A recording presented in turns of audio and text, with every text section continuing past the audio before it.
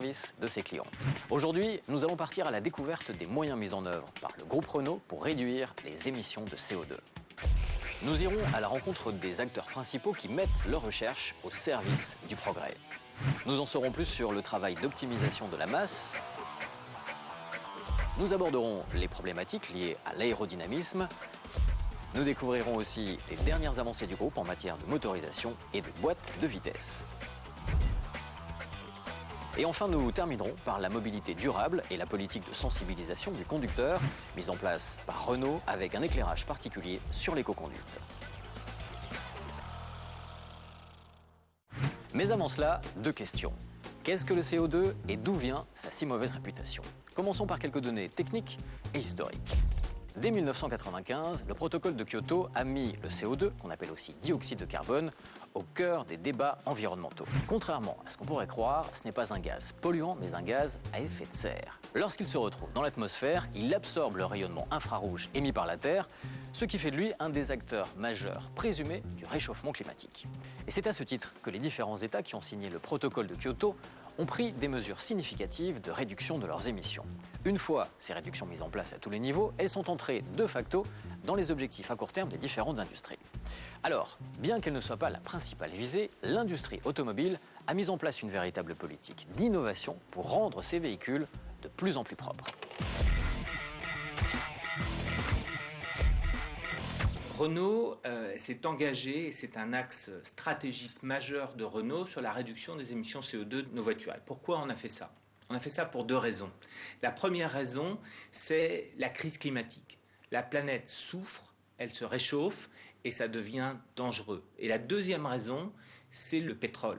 Le pétrole devient plus rare, il est moins bien exploité, il est moins bien extrait du sous-sol et ça donne des prix plus élevés. Donc l'automobile fait partie du problème, il faut qu'elle fasse partie de la solution et Renault veut être pionnier dans la recherche de cette solution.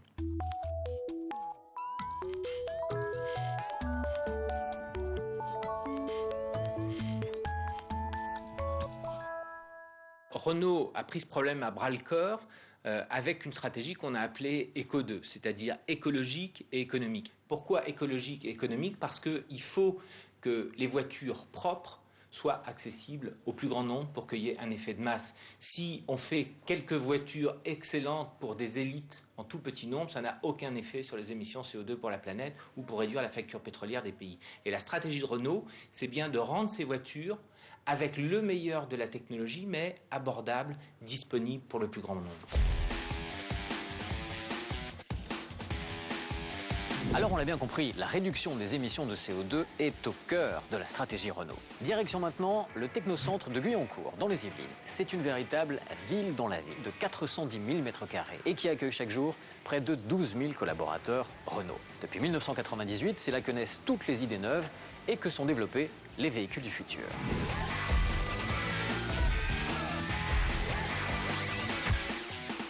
Bon, le problème que l'on a à résoudre, c'est que quand on brûle 1 litre d'essence ou de gasoil dans un moteur thermique conventionnel, on libère dans l'atmosphère 2,5 kg de CO2 environ. Alors pour bien comprendre les moyens que l'on a pour agir sur ces émissions de CO2, il faut savoir que dans un moteur thermique conventionnel, on n'utilise que 20 à 30% de l'énergie disponible dans le carburant pour faire avancer le véhicule. Donc les moyens d'agir sur les émissions de CO2 vont porter sur deux volets. Le premier, ce sera réduire les besoins énergétiques du véhicule en agissant sur la masse, l'aérodynamique et les frottements. Et le deuxième, c'est améliorer l'efficacité énergétique en réduisant les pertes d'énergie. La voiture idéale ou la formule magique, elle est obtenue lorsqu'on arrive à combiner la meilleure voiture, la plus légère, la plus aérodynamique, etc., avec le meilleur moteur, en ayant fait les bons compromis sur l'ensemble des prestations et au meilleur coût. Par exemple, on ne mettra 100 € de technologie CO2 dans un véhicule que si nos clients peuvent y trouver un bénéfice, soit par la consommation, soit par les gains de fiscalité. Donc c'est ça qu'on appelle la logique éco-2, écologique, économique, que Renault cherche à déployer sur l'ensemble de sa gamme. L'allègement de la voiture est l'un des facteurs les plus importants dans la réduction des émissions de CO2. Et oui, plus le véhicule est lourd, plus il consomme. A l'inverse, plus le véhicule est léger, plus le moteur lui-même est léger. Et donc, moins il consomme. La masse du véhicule détermine donc la quantité d'énergie nécessaire pour le mettre en mouvement. Mais cela n'inclut pas les divers besoins fondamentaux du conducteur, comme le confort ou la sécurité. Des besoins évidemment indispensables, mais qui ont un poids. La masse influe directement sur la consommation d'un véhicule. Les chiffres standards utilisés par les projets, c'est que 10 kg de moins sur un véhicule, ça fait à peu près un peu moins d'1 gramme de CO2 par kilomètre de rejet en moins. Il y a 2 domaines où on peut intervenir. Le premier, c'est le plus simple, et on a souvent tendance à l'oublier, c'est qu'il faudrait optimiser toutes les pièces qui existent déjà sur un véhicule. C'est-à-dire qu'il faut revoir la forme des pièces au juste nécessaire pour n'avoir que ce qu'il faut de matière. Ça, c'est gratuit. C'est facile et ça permet vraiment d'alléger le véhicule. Première étape. Deuxième étape, un petit peu plus compliquée, qu'on travaille avec nos fournisseurs, ça repose sur vraiment l'utilisation de matériaux innovants. Je pourrais citer des nouveaux matériaux type multicouches soufflées qui sont utilisés dans des pièces de protection mécanique sur le soubassement. C'est en fait ce qui est mis sous la voiture et qui permet de protéger de l'eau, des gravillons, etc. Ce multicouche permet de garder les propriétés mécaniques de la pièce, ses propriétés de protection, et également lui confère des propriétés acoustiques. Ça signifie qu'avec une seule pièce, on a à la fois des propriétés acoustiques et mécaniques. On n'est pas obligé de faire 2 pièces, donc on gagne en masse. Alors, le véhicule symbole chez Renault de travail d'optimisation de la masse, c'est Laguna 3. Laguna 3 a des prestations enrichies par rapport à Laguna 2 et pourtant à la même masse, voire est un peu plus léger. Voici un exemple d'optimisation de la conception. Ce sont des vis de roue de Laguna. Donc ici l'ancienne pièce, là la nouvelle reconçue. Il faut savoir qu'il y a 20 vis de roue sur une Laguna. On a gagné au total 700 grammes, soit 35% en masse. Et maintenant on rentre dans une nouvelle étape puisque les véhicules remplaçants, ils ont des masses inférieures aux véhicules remplacés. Donc ils émettent moins de grammes de CO2 par kilomètre. Et ce travail sur le poids des véhicules est d'autant plus important que le nombre de voitures en circulation a considérablement augmenté. Dans des pays comme l'Inde ou la Chine, par exemple, où la population représente à elle seule plus du tiers de la population mondiale. La démocratisation du transport, malgré les côtés positifs, pose donc de réels questionnements sur la quantité de CO2 rejetée dans l'atmosphère. Et cela responsabilise d'autant plus les constructeurs dans le rôle qu'ils ont à jouer en amont, c'est-à-dire dans la conception des véhicules de demain. Et l'aspect environnemental est indissociable de l'aspect financier, car le CO2 est issu de la combustion d'un carburant fossile dont les réserves diminuent. Le prix du carburant va donc continuellement augmenter dans les années à venir. Et il existe une autre façon d'économiser du carburant, c'est d'agir sur l'aérodynamique des véhicules et sur leur résistance à l'air. Alors à propos de l'aérodynamique, c'est surtout à haute vitesse, par exemple sur autoroute, qu'elle joue un rôle déterminant, puisque la résistance à l'avancement des véhicules dans l'air, elle est proportionnelle au carré de la vitesse. Donc on voit bien que en jouant sur l'aérodynamique, on va réduire l'énergie nécessaire pour faire avancer le véhicule et donc du coup directement les émissions de CO2 ou la consommation du véhicule. Notre travail à l'aérodynamique, c'est de travailler sur ce qu'on appelle le SCX.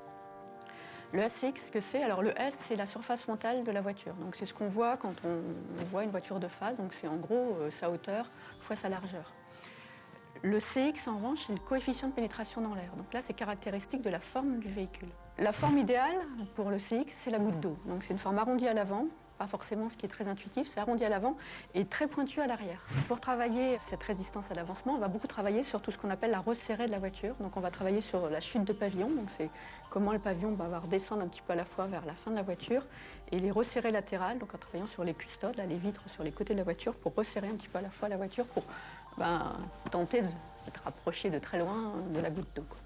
Pour diminuer toujours la consommation de la voiture, il faut éviter de perturber l'air le plus possible. Donc il y a la grande forme, puis après il y a tous les petits paramètres qui vont dégrader le passage de l'air. Donc ça peut être par exemple la forme des rétroviseurs. Donc on va travailler pour les rendre les plus petits possibles et que l'air glisse le mieux possible sur les rétroviseurs. On peut travailler le dessous de la voiture pour que, encore une fois, diminuer le plus possible l'air qui passe sous la voiture. Donc on va mettre des artifices qu'on appelle les lames souples. On en voit sur presque toutes les voitures, hein, des lames de caoutchouc qu'il y a sur l'avant de la voiture pour diminuer l'air qui passe en dessous. Donc grâce à tous ces, entre guillemets, ces artifices aérodynamiques qu'on peut mettre une fois que la grande forme est fixée, on a pu diminuer de quelques grammes la consommation en CO2. Donc on vient de faire le point sur la façon d'agir sur l'aérodynamique. Pour ce qui concerne la résistance à l'avancement, il faut aussi prendre en compte la résistance au roulement, c'est-à-dire les frottements liés au contact du pneumatique sur la route et au frottement dans les roulements de roues. Donc on voit ici que pour agir efficacement sur le CO2, il ne suffit pas d'être à un bon niveau sur l'une des caractéristiques, mais c'est l'ensemble des caractéristiques qui doivent être travaillées, optimisées. Et il faut qu'on soit au meilleur niveau sur l'ensemble des maillons de la chaîne énergétique.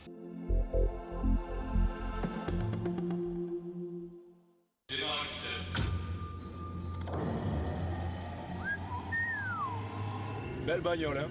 Ils ont même mis les cuissons à droite, regarde. Comme sur le maillot. Et les gars, vous avez vu la sellerie? Imprimée anglais, hein. Ça nous rappelle des bons souvenirs, ça. Je pense pas qu'on avait le GPS pour rentrer. Et surtout la clim, hein, parce qu'on n'était pas frais. Hein. Regarde la cocotte, trop mignon sur la tue-tête.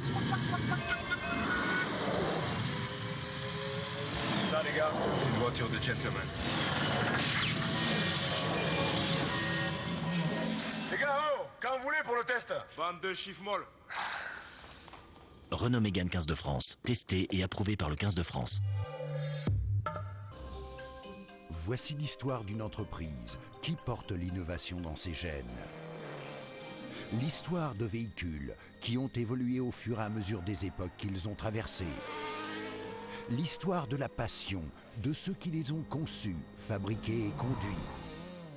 C'est l'histoire d'une marque automobile qui a accompagné plus d'un siècle de changements. L'histoire de Renault, ce soir sur Renault TV.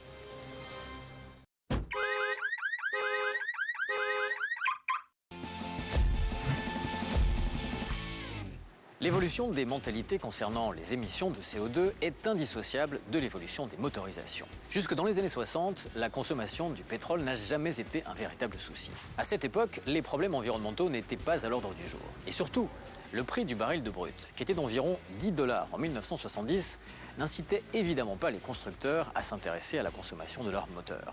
On en viendrait presque à dire que la crise financière de 1973, qui a vu le prix du baril de brut multiplié par 3 en l'espace de quelques semaines, n'a pas eu que de mauvais côtés. En tout cas, il est certain qu'elle a permis de prendre conscience du problème que pouvait représenter un moteur trop gourmand en carburant. Alors, si la raison première de cette prise de conscience est purement économique, cela a tout de même permis d'initier un mouvement d'optimisation des groupes motopropulseurs, qui sont devenus plus efficaces et moins gourmands.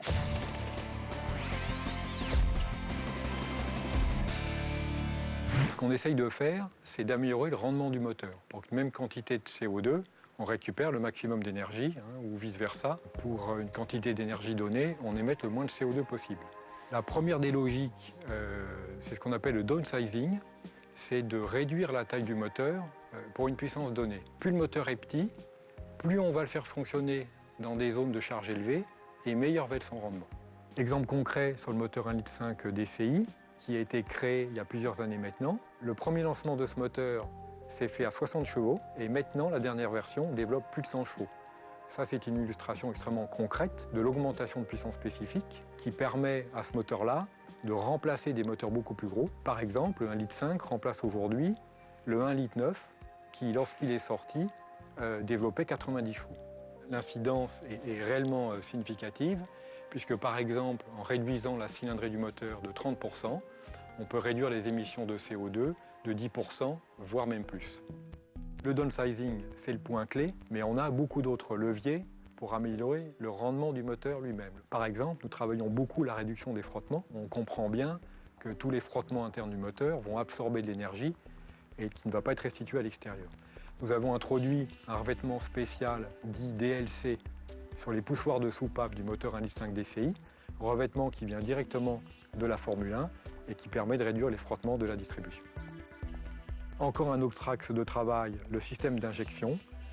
nous augmentons fortement la pression d'injection. Nous en sommes à 2000 bars maintenant, pour bien pulvériser le carburant et améliorer le rendement du moteur. Et pour conclure, donc, dernier système dont on parle beaucoup en ce moment, le stop and start, dont le principe est très simple. Lorsque le véhicule s'arrête, le calculateur d'injection coupe le moteur pour qu'il ne consomme plus et n'émette plus de CO2. Et lorsque le client réappuie sur l'accélérateur ou l'embrayage, le calculateur redémarre automatiquement le moteur. Alors, les boîtes de vitesse aussi peuvent avoir une importance capitale dans la réduction des émissions de CO2. Chez Renault, la boîte de vitesse à double embrayage EDC a été une véritable révolution, tant au niveau de sa conception qu'au niveau de son impact sur l'environnement. L'appellation EDC signifie en anglais Efficient Dual Clutch, ce qui se traduit par boîte de vitesse double embrayage à très bon rendement. La particularité de cette nouvelle boîte de vitesse automatique, c'est qu'elle associe tout le confort d'une boîte de vitesse automatique avec la réactivité et la sobriété d'une boîte de vitesse manuelle. On connaît les boîtes de vitesse automatiques et notamment tout le confort qu'elles apportent. Pas besoin de débrayer, pas besoin de passer les vitesses. Elles ont l'inconvénient d'une surconsommation et d'émissions de CO2 supérieures par rapport aux boîtes de vitesse manuelles. Ces résultats permettent à ces versions Mégane Scénic DCI 110 EDC de recevoir le label Renault Eco 2. Et avec cette nouvelle boîte de vitesse automatique, on offre vraiment tout le confort d'une boîte de vitesse automatique avec la réactivité et la sobriété d'une boîte de vitesse manuelle. On obtient ce résultat par l'utilisation de composants issus de la technologie boîte manuelle, d'un double embrayage sec, même technologie que la boîte de vitesse manuelle, d'actionneurs électromécaniques économes en énergie, et c'est une première mondiale pour un constructeur généraliste d'associer cette technologie double embrayage sec et actionneur électromécanique. Enfin, par l'utilisation de lois de passage optimisées pour la consommation et les émissions de CO2.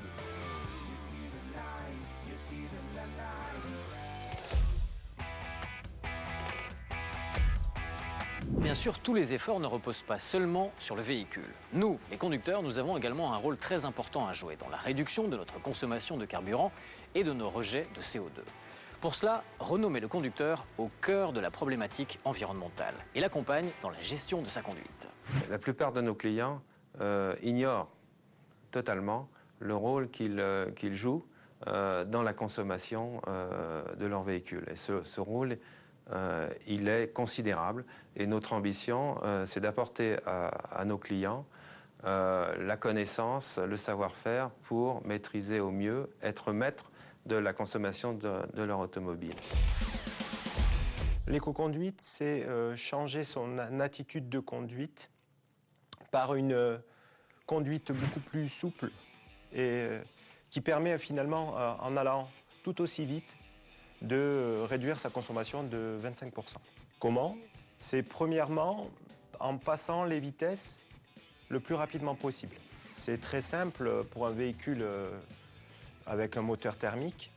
Aujourd'hui, une boîte mécanique, il faut être dès 30 km/h en 3e, 40 en 4e et 50 en 5e.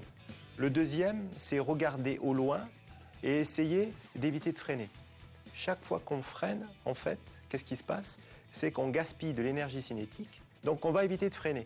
Quand il y a un feu à 300 mètres qui est vert, c'est pas la peine d'accélérer parce que quand on va arriver, il va être rouge. Donc on lève le pied et on se laisse décélérer naturellement.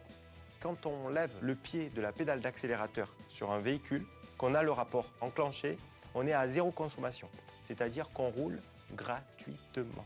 Et donc l'idée de l'éco-conduite, c'est de maximiser ce moment-là où on a le pied levé de la pédale d'accélérateur. Et dernier point, je gère mon accélération et ma vitesse. Ça ne sert à rien d'accélérer fortement, inutilement, parce qu'on va surconsommer. Pour aider le client, Renault développe sur les véhicules futurs toute une aide à la conduite qui va permettre au client de mieux utiliser son véhicule. Premièrement, on va vous afficher les informations qui sont nécessaires.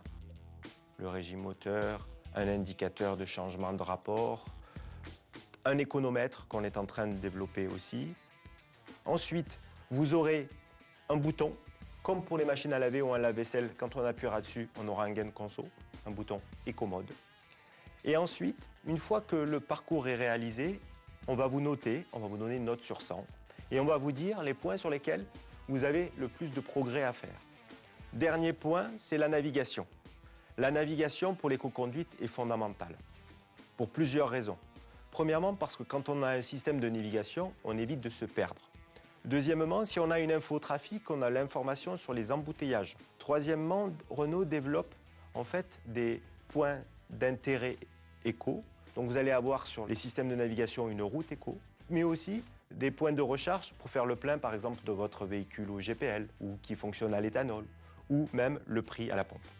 Et dernier élément important vis-à-vis de la navigation, c'est quand vous avez la petite voix qui vous dit à 400 mètres il y a un rond-point, il va falloir tourner à gauche.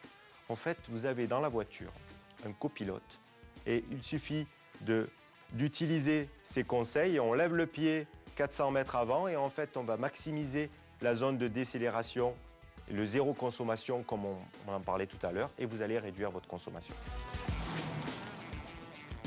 Dernier point que je veux rajouter, par rapport à tout ça, l'éco-conduite, ça s'apprend. Renault n'est pas une société de formation, donc Renault s'est associé fin 2009 à une société belge qui s'appelle K-Driving Compétences et le but c'est de proposer à ses clients, que ce soit des particuliers ou des grands comptes, une formation d'éco-conduite, que ce soit pour des véhicules légers ou véhicules particuliers, poids lourds et bus, que ce soit en thermique ou en électrique, pour pouvoir apprendre l'éco-conduite. Et finalement, avec tout ça, on va arriver à une formation qui vous permet de gagner 10% et le véhicule qui va vous aider à 15%. Donc 10 plus 15, ça fait 25. Et globalement, on a tous 25% de réduction de consommation ou de maximisation d'autonomie avec l'éco-conduite. Alors si le travail sur les véhicules thermiques mobilise les ingénieurs du groupe, Renault est en train de vivre en parallèle une étape importante de son histoire et de celle du transport en général.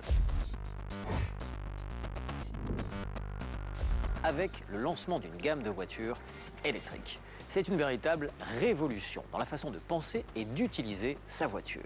Alors cela offre aux conducteurs des avantages économiques et environnementaux jusqu'ici inatteignables avec les moteurs thermiques. Et cela renforce également la volonté du groupe d'atteindre l'objectif du zéro émission. Renault a fait un très gros pari stratégique, c'est d'être le pionnier avec Nissan sur le véhicule électrique. Et ce défi qu'on s'est donné, on y a engagé beaucoup de ressources, évidemment. Ça nécessite de bouger énormément de choses dans l'infrastructure, dans la technologie des voitures, dans la façon dont on commercialise les voitures. Mais avec Nissan, on est maintenant fermement engagé. On a une gamme en développement. Dès 2011, dès l'automne 2011, on aura 2 voitures, Fluence et Kangoo, pour les petits artisans, complètement électriques. Donc 0 émission, 0 bruit.